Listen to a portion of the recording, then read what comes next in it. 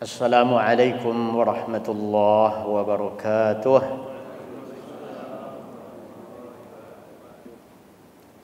Apa kabar? Semuanya sehat insyaallah. Alhamdulillah. Wassalatu wassalamu ala Rasulillah wa ala alihi wa sahbihi wa man ihtada bihudah. Amma ba'd. Mari kita syukuri nikmat Allah, waktu kita yang tersedia saat ini, kesehatan kita yang Allah berikan kepada kita.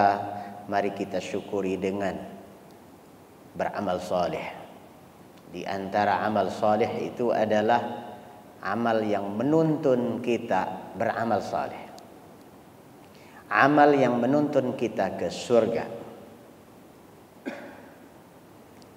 Kata Nabi alaihi salatu wassalam, "Man salaka tariqan yaltamisu fihi ilman sahhalallahu bihi tariqan ilal jannah."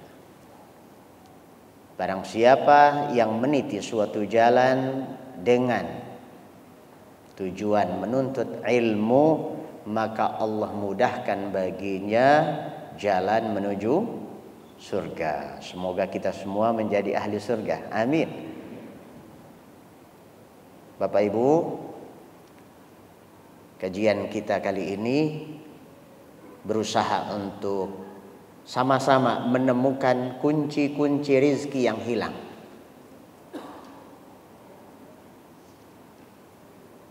Tapi sebelumnya kita harus tahu dulu rizki itu apa. Kalau kita dengar kata rizki, maka yang muncul di pikiran kita biasanya lembaran merah, duit, ya. Dan duit ini sudah melembaga di dalam pikiran kita dengan satu semboyan, duit. If you have no duit, you cannot do it. Betul? Betul nggak? Pikiran kita tuh terikat pada uang. Uang mengikat hati kita. Maka dari itu Allah Subhanahu wa ta'ala di dalam Al-Quranul Karim, dalam surah yang sangat pendek, surah Al-Humazah, kata Allah Azza wa Jal, A'udzu billahi minasy syaithanir rajim. Bismillahirrahmanirrahim. Wailul likulli humazatil lumazah alladzi jama'a malan wa 'addadah yahsabu annama lahu akhladah.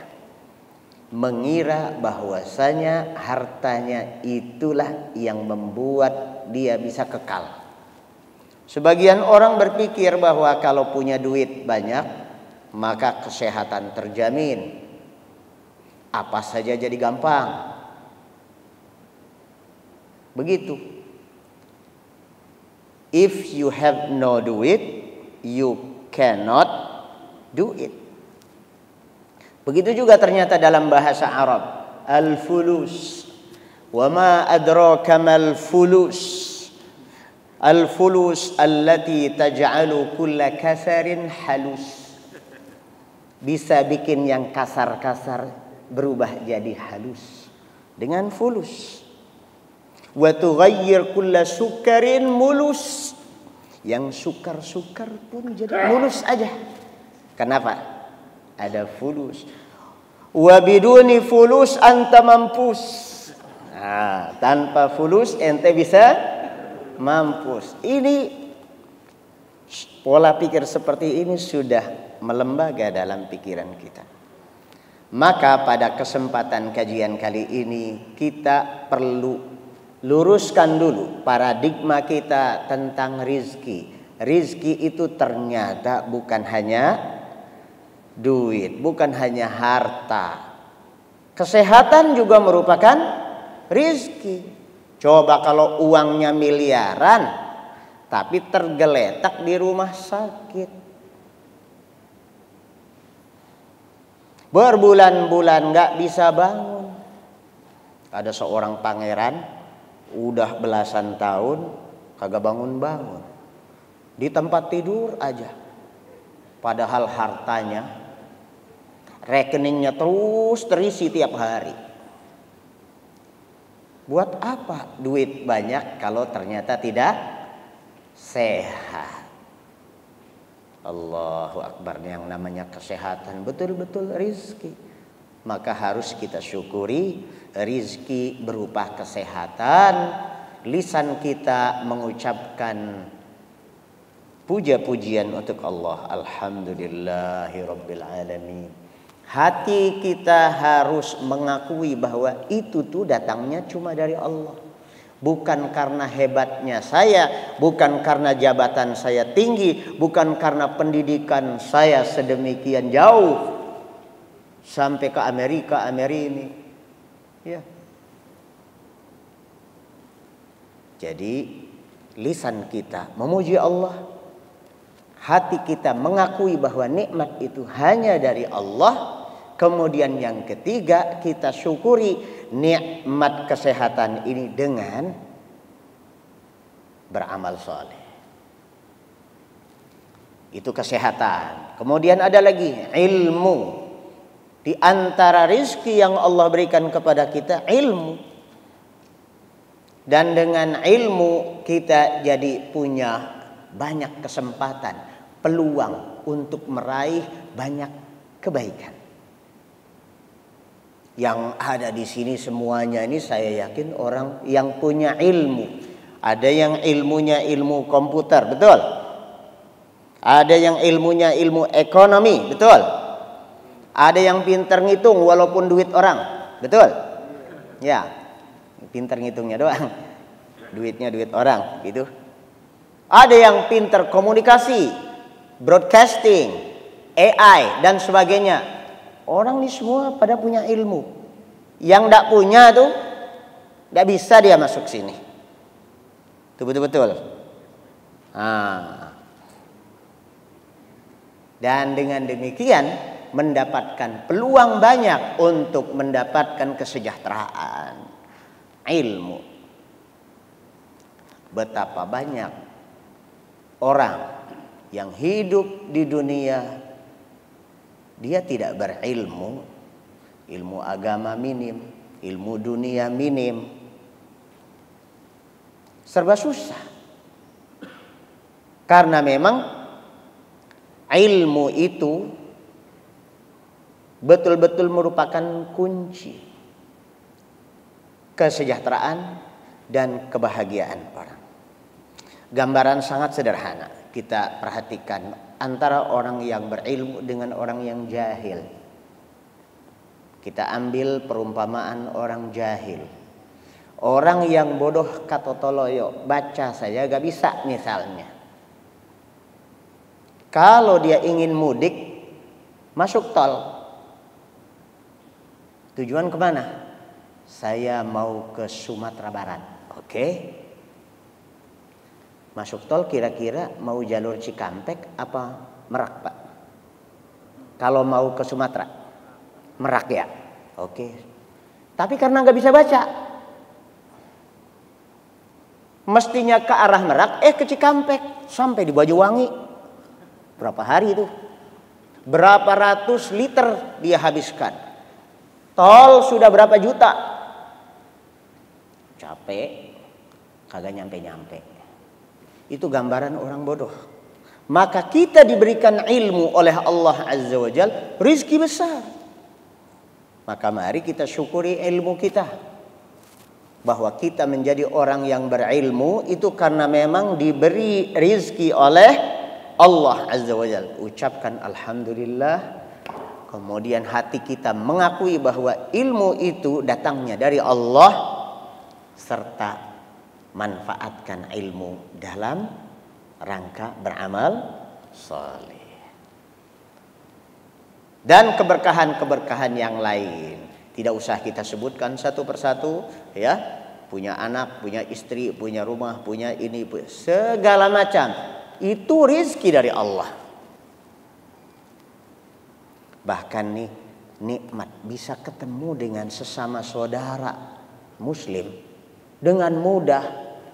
Kita di sini dimudahkan oleh Allah Azza wa Jalla untuk melakukan banyak hal.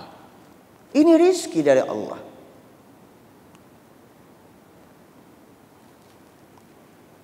Ada orang yang di penjara, susah ketemu siapapun. Ketemu siapapun dibatasi. Kita diberikan rizki oleh Allah Azza wa Jalla, kesempatan untuk bisa bertemu dengan banyak orang. Dan di situ ada peluang. Alhamdulillah. Nah, rizki ini sebenarnya ada beberapa kategori. Ada rizki yang memang sudah dijamin. Orang mau usaha atau tidak, mau berdoa atau tidak, so pasti dia dapat rezeki. Namanya ar-rizqul mau'ud. Rezeki yang memang sudah dijanjikan. Karena Allah Azza wa Jalla yang menjanjikan. Wa ma min dabbatin fil ardi illa 'ala Allahi rizquha. Tak ada satupun hewan melata di muka bumi yang hidup tanpa diberikan rizki oleh Allah. Allah sudah jamin. Saya ini anak kampung. Pengalaman di kampung kalau musim hujan begini, saya main ke sungai. Di samping sungai itu saya suka temukan ada lubang. Ternyata di situ hidup hewan namanya yuyu. Ini bukan bahasa Cina ini. Yuyu. You know yuyu? Ada yang nggak tahu yuyu? Kepiting sungai. Oke, kepiting sungai. Baru tahu, oh iya kepiting sungai. Ya, saya ambil. Ya, anak kecil itu pengen eksplorasi gitu ya. Saya buka itu cupnya, anaknya banyak banget, belasan ekor anaknya dia. Itu pada hidup. Dapat dari mana itu? Dia pernah kursus bahasa Inggris nggak? Nggak. Pernah belajar ekonomi? Tidak. Tapi bisa hidup? Bisa. Karena memang Allah jamin semua makhluknya pasti dapat rezeki. Tapi ada juga rizki bersyarat. You harus lakukan ini kalau pengen dapat ini.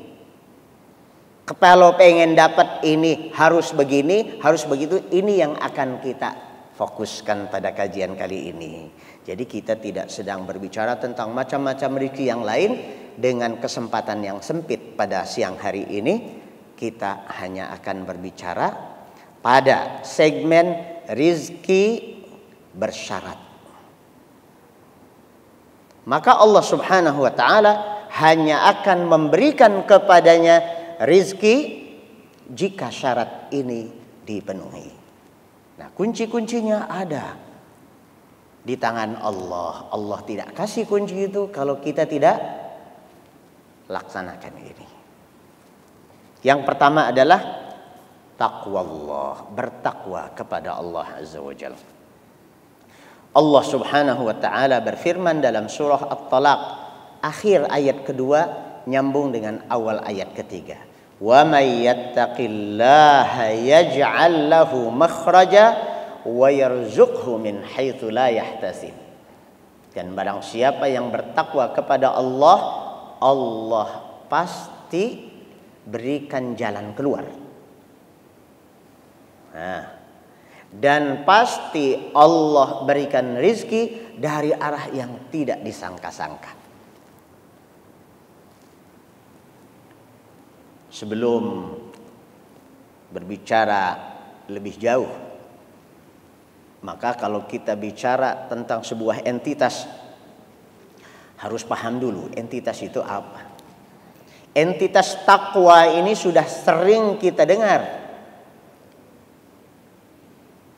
Minimal setiap Jumat sekali yang memang sholatnya sholat Jumat. Ini ada orang Islam yang sholatnya cuma sepekan sekali, yaitu Jumatan. Minimal Muslim minimalis yang satu ini, yang sholatnya cuma ketika Jumatan, dia dengar khotib itu ngajak bertakwa 2 kali. Betul? Khutbah Jumat 2 kali. Ada mimbarnya di sini. 2 kali. Berarti sepekan sekali dia dengar istilah takwa itu 2 kali. Apalagi ditambah Idul Fitri dan Idul Adha.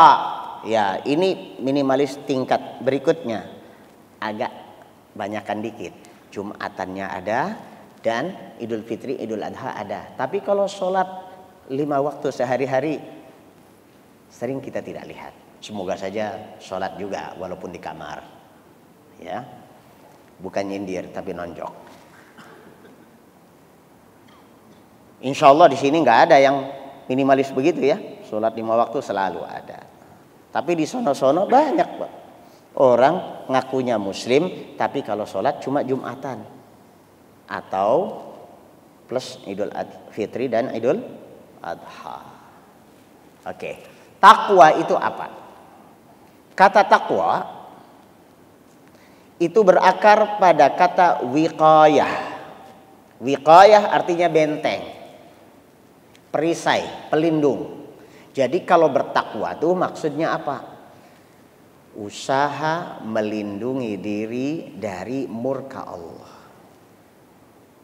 Usaha membentengi diri dari murka Allah. Allah tuh kalau sudah murka, kalau sudah marah, efeknya nggak sederhana. Al-Imam Ibnu Qayyim Al-Jauziyah rahimahullahu ta'ala menjelaskan lebih dari 70 macam efek dosa. Ketika Allah marah, efeknya bisa ke ekonominya. Sulit cari uang. Sampai pergi ke sana kemari nyari pinjaman juga orang pada pelit. Perut perih melilit. Kepala sakit. Kenapa? Orang pada pelit. Ya. Sulit. Efek apa ini? Efek dosa. Karena efek dosa Allah marah. Karena Allah marah ditimpakan azabnya di dunia dari sisi ekonominya. Ada yang dari sisi kesehatannya, duitnya mah banyak gitu. Tapi sakit melulu. Oke, sakit tidak, dia sehat, duit banyak. Ternyata istrinya selingkuh. Itu baru selingkuh, kan selingkuh itu berarti satu. Kalau 2 kali berarti 2 lingkuh ya, berlingkuh-lingkuh ini. Nah, berapa? Rusak rumah tangganya karena adanya perselingkuhan. Efek apa itu? Efek dosa. Karena dosa Allah marah. Karena Allah marah, rumah tangganya berantakan. Ada yang karena Allah marah, akhirnya anaknya yang susah dididik. Ini anak disekolahkan di pesantren, kabur melulu. Mintanya beli iPhone 16 apa 17 itu. Ada nggak iPhone 17? Adain aja kalau belum ada. Susah-susah amat, ya. Mintanya iPhone belasan juta. Allahu Akbar. Anaknya jadi berantakan. Keluarganya berantakan. Ada aja gitu. Pokoknya kalau Allah sudah marah, efeknya nggak sederhana. Maka takutlah kepada Allah Azza wa Jalla. Kita bertakwa kepada Allah. Lindungi diri kita dari murka Allah. Kalau di akhirat berarti melindungi diri kita dari neraka. Ini bertakwa kepada Allah. Caranya bagaimana? Dengan melaksanakan perintah dan meninggalkan larangan. Ada hal yang sebenarnya sederhana tapi sering dilupakan orang. Melaksanakan perintah itu sebenarnya mudah kalau lihat petunjuknya. Tapi kalau berkreasi sendiri maka jadi susah. Makanya kata Nabi alaihi salatu wassalam, innad dina yusrun. Sesungguhnya agama yang Allah turunkan ini mudah. Walai yushaddad dina ahadun illa ghalabah. Tidak ada orang yang membuat kreasi-kreasi agama melainkan dia sendiri nanti yang akan kewalahan. Capek dia. Capek. Maka baca petunjuknya, pelajari petunjuknya, sunnah Nabi alaihi salatu wassalam, ikuti apa yang ada, mudah. Itu bertakwa kepada Allah. Dan tidak disebut melaksanakan perintah kalau tidak ada perintahnya, betul? Coba misalnya datang ke Mega, apa namanya ini? Ya Mega sini ya. Ke City Corps, ke perusahaan ini. Perusahaannya Pak Khairul Tanjung. Datang orang bawa sapu tiap pagi, nyapu, ngepel apa gitu. Tapi tidak terdaftar dalam daftar karyawan itu. Di akhir bulan dia datang ke payroll, kemudian dia minta gajinya. Dapat nggak? Tak dapat lah. Kenapa? Dia tidak ngikutin jalur. Dia tidak ngikuti jalur. Aturannya bagaimana harus diikuti. Begitu pula ibadah kepada Allah Azza wa Jalla. Ikuti SOP-nya. Ini saudara-saudara bekerja di sini atas dasar SOP tidak? Atas dasar SOP. Tidak ngikutin SOP. Bulan depan siap-siap itu. Siap-siap apa? Naudzubillah, di PHK. Tuh. Begitu pula bertakwa kepada Allah. Melaksanakan perintah tidak disebut melaksanakan perintah kecuali jika ada perintahnya. Itu dulu. Ada perintahnya kemudian dilaksanakan sesuai dengan perintah. Kalau perintahnya takbir itu sampai di sini, kemudian sampai di sini dibikin sesuai perintah tidak? Tidak sesuai perintah. Ini contoh kecil.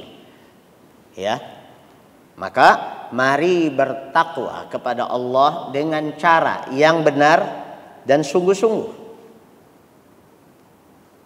Ya ayyuhalladzina amanu taqullaha haqqa tuqatih. Wahai orang-orang beriman, mari bertakwa kepada Allah haqqa tuqatih, dengan cara yang benar dan sungguh-sungguh. Sungguh-sungguh, tidak pakai jurus yang penting. Yang penting jadi, yang penting pernah, yang penting udah. Udah sholat belum? Udah. Sah atau tidak sholatnya? Embuh. Yang penting sudah. Wudu asal wudu, sholat asal sholat, baca Quran asal baca Quran. Semua pakai jurus yang penting. Yang penting jadi, yang penting pernah, yang penting sudah.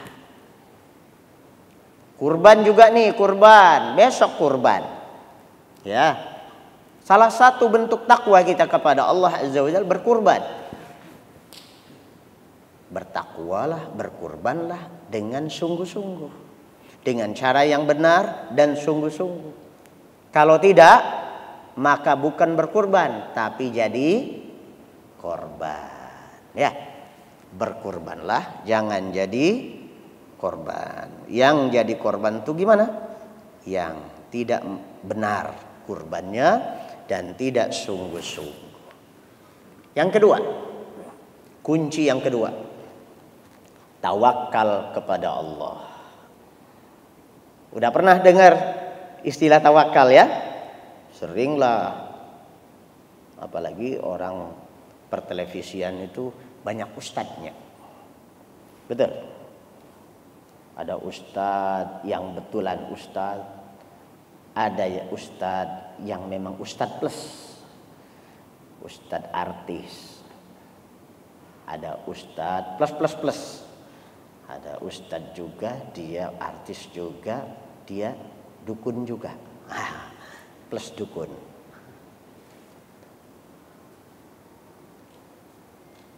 Di sini antum punya banyak ustadz. Maka saya yakin sering dengar istilah tawakal. Yuk kita maknai dulu tawakal itu apa. Tawakal itu bentukan katanya tawakkal, begitu. Tafa'al, kata orang yang belajar bahasa Arab, kalau bentuk kata dalam bahasa Arab tafa'al itu menunjukkan effort. So tidak disebut tawakal kalau tanpa effort. Bertawakallah artinya unsur pertamanya adalah usaha, effort. Baru kemudian yang kedua unsurnya adalah wakil. Kata tawakal mengandung kata wakil.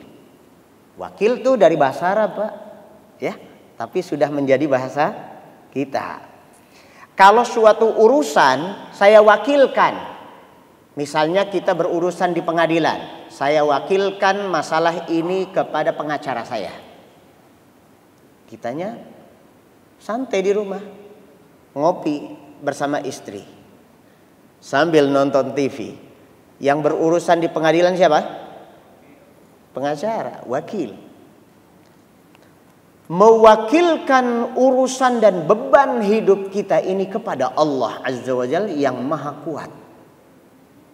Mewakilkan urusan yang membuat kita ini pusing, yaitu urusan duit, urusan rizki, urusan harta, urusan ngatur anak, urusan ngatur keluarga, kepada Allah. Aku wakilkan urusan-urusan ini kepada Allah. Jadi ringan.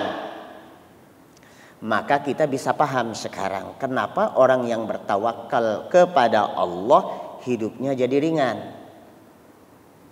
Karena banyak hal yang kita sebenarnya tidak mampu itu di-tackle oleh Allah Azza wa Jalla. Di-handle-nya oleh Allah Azza wa Jalla. Manusia itu dari waktu ke waktu berhadapan dengan resiko-resiko besar.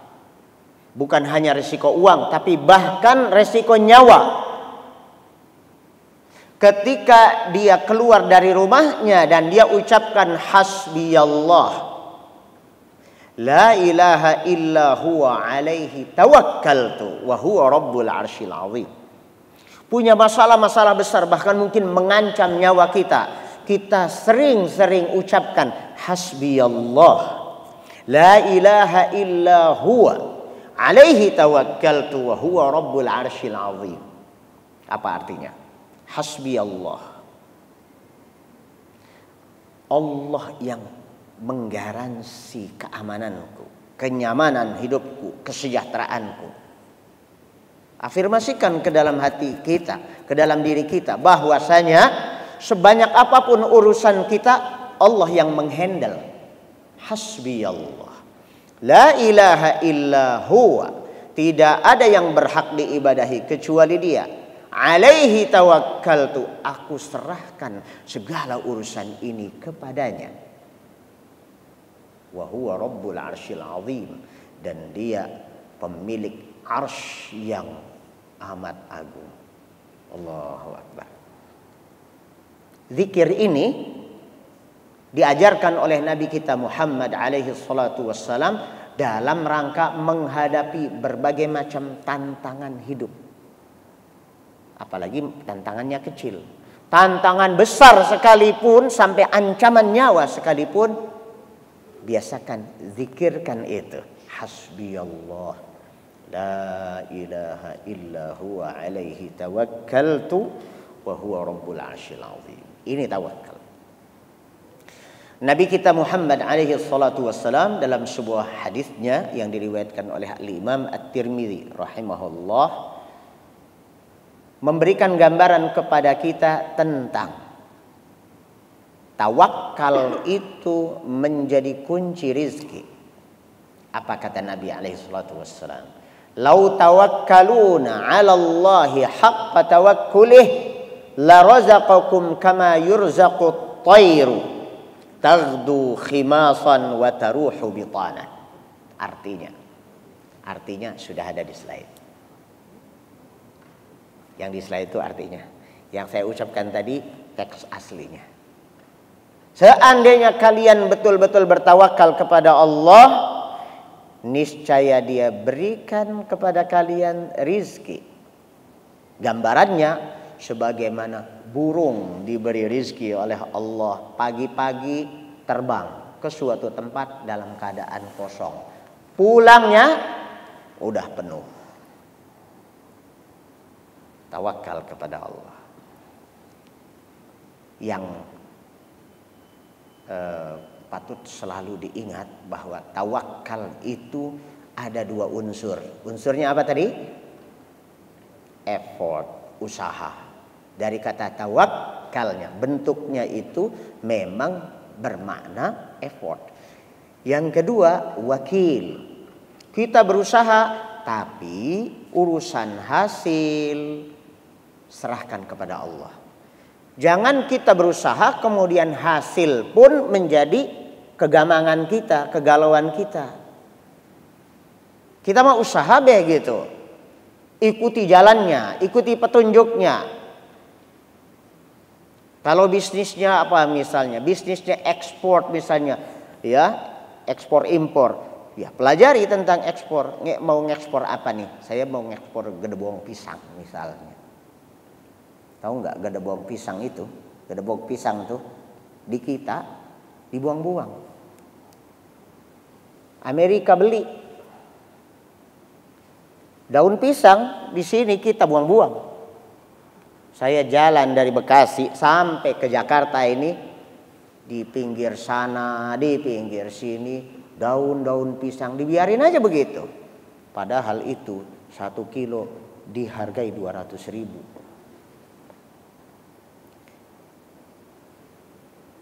Ya, bisnisnya misalnya ekspor daun pisang, ya dipelajari dulu ilmunya, pengemasannya bagaimana, seleranya orang sana seperti apa harusnya produknya, ya, kemudian pengemasannya bagaimana, shippingnya bagaimana, ya. Masa kita bawa dari sini pakai Grand Max misalnya, nggak nyampe, ya. Ada ilmunya kan, begitu. Itu salah satu usahanya. Menuntut ilmunya, belajarnya, kemudian effortnya kita mendekati para petaninya yang punya tanah, punya pohon pisangnya dan sebagainya, sampai kemudian mengurus LC-nya bagaimana dan seterusnya. Nah ini, tapi hasilnya apakah kita nanti dapat buyer yang bisa order, repeat order, atau banyak orderannya atau sedikit, kan itu Allah yang menentukan. Tawakal saja kepada Allah. Ini contoh tawakal. Udah jam berapa ini? Kalau di sini nih saya nggak ngelihat jam. Udah jam 12 berapa ini? Ba'da 10 daqaiq. Baik. Terakhir cepat aja ya. Biar witir jadi 3. Yang ketiga adalah istighfar dan taubat. Istighfar dan taubat. Kita sering dengar juga nih istilah ini ya. Istighfar itu apa artinya? Kalau suatu kata bahasa Arab ada diawali dengan isti. Isti itu artinya mohon. Iyyaka na'budu wa iyyaka nasta'in. Nasta'in itu isti'anah. Asta itu asal maknanya adalah mohon. Jadi istighfar mohon pengampunan. Nah, pengampunan itu apa? Maghfirah itu apa? Maghfirah itu dari kata ghafara. Ghafara itu kalau bahasa Inggris to cover, menutup. Kalau di kita kubur, mengubur. Kubur tuh tidak disebut kubur kalau nggak ditutup, betul? Kalau nggak ditutup namanya lubang sampah. Ya, kalau di kita ada koper. Koper tuh disebut koper kalau ditutup, kalau diablakin. Ya, anak mainan koper. Kuper. Apa kata kuper? Tertutup, ya kan? Kurang pergaulan tuh karena tertutup nih. Kuper, koper, cover, kubur, ghafara, menutup. Apa artinya istighfar? Kita mohon kepada Allah agar efek dosa kita tuh ditimbun, dianulir. Banyak dosa kita yang bikin Allah marah sama kita. Kalau Allah marah tadi apa? Efeknya nggak sederhana, ya. Bisa masuk ke ranah ekonomi, ranah rumah tangga, ranah pendidikan anak. Apalagi orang banyak dosa ngatur negara. La haula wala quwwata illa billah. Kita kalau ngerti ini makna istighfar, ya, makna istighfar dan kaitannya dengan kemarahan Allah. Kita ini kalau punya pemimpin ndak soleh dia, ndak takut sama Allah dia, banyak dosa dia, ya. Kita ini sebenarnya mestinya ndak tenang tuh. Aduh, kita punya pemimpin, jangan-jangan Allah marah pula kepada negeri ini. Kenapa? Karena pemimpin kita tidak soleh misalnya. Makanya pemimpin itu harus kita doakan. Pemimpin itu harus kita doakan. Bukan didemoin mulu gitu, bukan. Harus didoakan. Supaya apa? Supaya dia jadi berubah soleh. Diberi hidayah oleh Allah Azza wa Jal. Kalau dia diberi hidayah oleh Allah, kemudian menjadi pemimpin yang soleh, maka masyarakatnya jadi ikut soleh. Allah berkahi negeri ini. Itu istighfar. Nah, istighfar dan taubat, ndak bisa istighfar tanpa taubat. Kan istighfar tuh ngomongnya, ya Allah minta ampun. Kalau orang yang nggak kembali dari jalan yang salah ke jalan yang benar, samjuhong. Ayo bahasa apa? Kalau orang ngomongnya ya Allah ampuni aku ya Allah, malamnya minta ampun kepada Allah sampai ribuan kali astagfirullah, astagfirullah, astagfirullah. Hah? Tapi paginya nyolong, paginya korupsi, paginya curang, mengurangi takaran. Ayo. Ini persis kayak orang sholat terus maksiat jalan, model-model muslim STMJ gitu.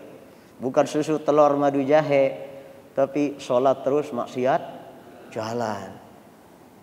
Maka harus taubat dia. Selain lisannya mengucap istighfar, dia harus kembali ke jalan yang benar. Begitu pula taubat, tidak mungkin tanpa istighfar. Samjuhong, sama juga bohong. Saya kembali ke jalan Allah, tapi dia nggak ngakuin lisannya. Dengan lisannya dia tidak ucapkan istighfar, bohong. Ya itu, ya. Nah tentang istighfar dan taubat nih, Bapak Ibu, ayo kita galakkan perbanyak istighfar di waktu sahar. Kapan waktu sahar tuh? Menjelang subuh. Kalau kita sering sebut istilah sahur, itu saudara iparnya sahar. Jadi kalau sahar itu nama waktu, sahur itu santapan yang disantap saat itu. Nah, kalau belajar sorof bahasa Arab itu enak banget. Ada kata sihir, ada sahur, ada sahir, ada sahar, ada suhur. Itu ipar-iparan itu, ya, kakak beradik itu. Jadi kalau sahar itu nama waktu, waktu masih remang-remang saat menjelang subuh. Kalau santapan yang kita santap pada saat itu namanya sahur. Bersantap sahur itu suhur. Orang yang melakukan membaca mantra-mantra untuk nyerang orang dari jauh namanya santet atau teluh, itu namanya dalam Islam sihir. Pelakunya sebutannya sahir. Kalau banyak namanya saharah. Gitu. Ya, nanti lebih jauh lagi nanya sama ustadz kita yang ada di sini, ya. Baik, Bapak Ibu sekalian, Jadi menjelang subuh tuh kira-kira jam 3, jam 4 itu udah kudu bangun. Kalau pengen rizkinya dimurahkan oleh Allah, jangan malas, malah subuh dijemur. Subuh jangan dijemur. Ini kan sekarang nih di Indonesia banyak banget hari libur ya. 1 Mei libur, 20 Mei apalagi libur apalagi. Ini bulan Mei ini banyak libur ini. Tapi di sini nggak diliburkan ya. Libur juga enak dong. Ya, saya di pesantren nggak ada liburnya. Jalan terus. Ya, baik Bapak Ibu sekalian, banyakin istighfar menjelang subuh. Ya, sebelum atau setelah tahajud, setelah witir, duduk lama, istighfar yang banyak. Insya Allah yang punya masalah-masalah rezeki, punya masalah dengan rumah tangga, punya masalah dengan pendidikan anak, bahkan yang sudah nikah lama kagak punya anak. Nah tuh resepnya para ulama ada yang meresepkan istighfar. Baik, cukup dulu sampai di sini, kita baru 3 saja. Padahal saya di sini bawa 7 kunci. Jadi saya sudah jelaskan 3 kunci. Selebihnya 4 kunci cari sendiri. Ya, kan udah saya kasih slide-nya di sini. Ini slide-nya nanti di copy, ya, nanti di share ke teman-teman, ya. Share, like, and comment. Baik, cukup sampai di sini. Silahkan barangkali ada yang ingin bertanya.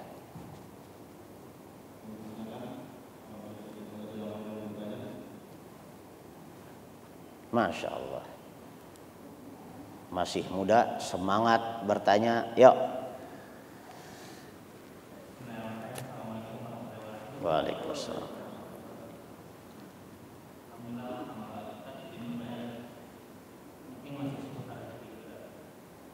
Saya mau nanya, waktu baiknya itu sedekah subuh atau masih sudah? Itu baiknya populasi subuh atau ada sudah? Memang sudah. Sedekah apa? Sedekah. Sedekah subuh. Sedekah subuh. Itu baiknya populasi subuh apa populasi subuh? Ini entitas baru nih. Saya baru dengar ada istilah sedekah subuh. Ntar Jumat sedekah Jumat, ntar Rabu sedekah Rabu. Perlu saya ingatkan dulu, Islam ini sudah lengkap.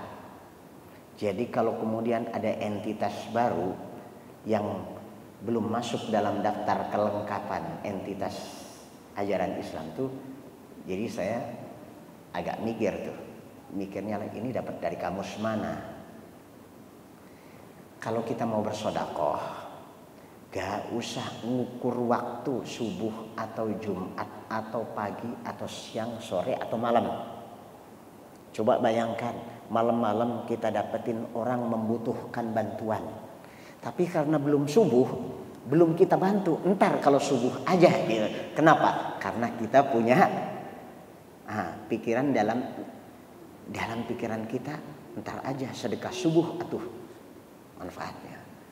Jadi sedekah itu yang tepat adalah tatkala kita dibutuhkan bantuannya, saat itu kita bantu. Saat itu orang pun yang berharap sedekah kita itu doanya menganga. Ya, orang yang dibantu ini kemudian memohon kepada Allah Azza wa Jal, dan dia miskin, dia sangat dekat dengan Allah.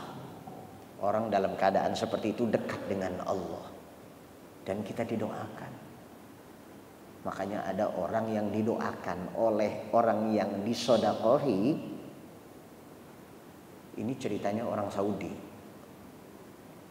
yang berobat ke Cina. Kanker stadium 4. Bayangkan. Sudah pesimis dan sudah divonis. Ya biasalah kalau di rumah sakit suka vonis-vonisan 3 bulan. Kayak orang penjara gitu, 3 bulan penjara gitu kan. 6 bulan lagi umurmu gitu kan. Ternyata dia bersedekah dan orang itu betul-betul didoakan oleh orang yang disedekahi. Nyampe di Cina dibilang, "Mana? Enggak ada kankernya." Sudah hilang. Allahu Akbar. Jadi jangan terpaut dengan waktu subuh atau Jumat atau apa. Ya. Baik. Ada pertanyaan lagi? Silakan.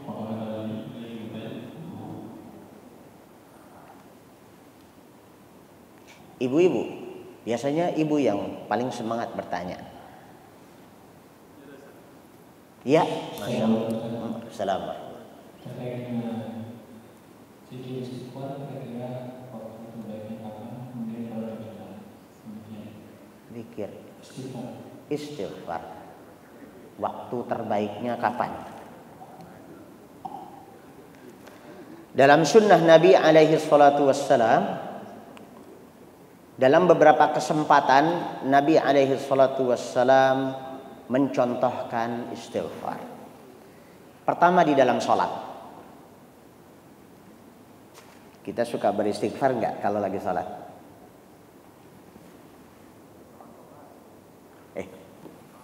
Kok enggak ada suaranya? Ketika sholat kita suka beristighfar enggak? Ya, beristighfar. Siapa yang tahu kapan kita beristighfar ketika sholat?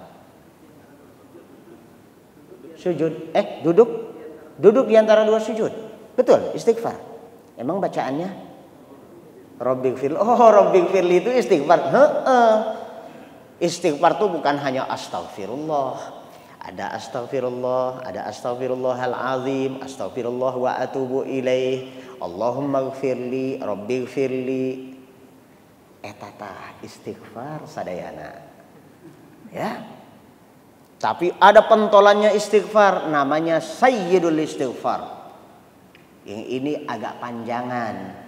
Kalau pengen dituliskan dulu nanti, baru pada latihan bacanya di sini. Mungkin satu sesi itu latihan sayyidul istighfar. Ini top markotab. Istighfar yang top namanya sayyidul istighfar. Pentolannya istighfar. Presidennya istighfar. Bunyinya pertama, Allahumma anta rabbi la ilaha illa anta khalaqtani. Pernah dengar? Ya, sudah pernah. Alhamdulillah, itu namanya sayyidul istighfar. Nah, kapan waktunya? Itu tadi ketika duduk di antara dua sujud itu sebenarnya kita baca istighfar tuh. Makanya apa yang kita baca tuh dipahami, diresapi betul-betul, hati kita tuh connect dengan Allah. Kita sedang istighfar. Yang kedua, ketika apa lagi? Dalam sholat. Sujud. Apa bacaannya? Masya Allah, tabarakallah. Yang mengerti sunnah, sujud itu bacaannya bukannya hanya subhana rabbiyal a'la. Bahkan para ulama lebih senang memakai subhanakallahumma rabbana wa bihamdika Allahumma gfirli. Ada yang bacanya cuma Allahumma gfirli saja. Allahumma gfirli, Allahumma gfirli, Allahumma gfirli. Justru ini yang jitu. Kenapa? Ada dua poin strategis ketika orang beristighfar saat sujud. Pertama, istighfarnya itu sendiri. Yang kedua, ketepatan posisinya posisi sujud. Kata Nabi alaihi salatu wassalam, aqrabu ma yakunul abdu mir rabbih wa huwa sajid. Posisi seorang hamba menjadi sangat dekat dengan Allah itu saat dia sedang bersujud. Maka kata Nabi, rekomendasinya apa? Fa'aksiru fihi minas sujud. Fa'aksiru fihi minad doa. Banyakin doa di situ. Di antara doa adalah istighfar. Allahumma gfirli, Allahumma gfirli, Allahumma gfirli. Faqaminun ayyustajaba lakum, kata Nabi. doa, istighfar, permohonan kita pada saat sujud itu sangat potensial untuk diijabahi. Nah, masih kaitan dengan sholat. Kapan lagi istighfar? Seusai salam. Habis salam bacanya apa? Astagfirullah apa alhamdulillah.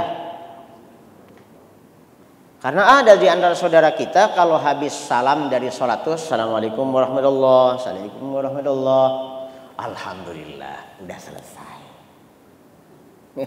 Alhamdulillah selesai sudah. Enggak. Bacaannya setelah salam tuh istighfar. Astaghfirullah, astaghfirullah, astaghfirullah. Ucapannya gitu doang. 3 kali. Astaghfirullah, astaghfirullah, astaghfirullah. Nah, selebihnya kapan saja silahkan. Ketika duduk di mana aja, duduk di halte, lagi nunggu teman, di food court, di mana, ini teman belum datang juga, ngapain? Mulutnya jangan menggerutu, jangan mengumpat-umpat, nggak usah kesel, manfaatkan untuk istighfar. Apa ucapannya istighfar ketika duduk di mana saja? Astaghfirullah wa atubu ilaih. Ini beda lagi. Ayo dibiasakan. Jadi setiap waktu bermanfaat untuk istighfar. Astaghfirullah wa atubu ilaih. Nah, kalau kita dalam keadaan sujud, kemudian dalam keadaan tahajud, witir, sepertiga akhir malam, ini unsur-unsurnya sangat kompleks, akan semakin jitu. Dan sabar, jangan baru sekali aja udah, saya udah banyak istighfar. Tiap malam, ayo biasakan tahajud. Masih ada lagi pertanyaan? Cukup ya? Iya. Terima kasih atas atensinya. Saya mohon maaf atas segala kekurangannya dan kita kembalikan kepada Mas Agus. Tafadhal.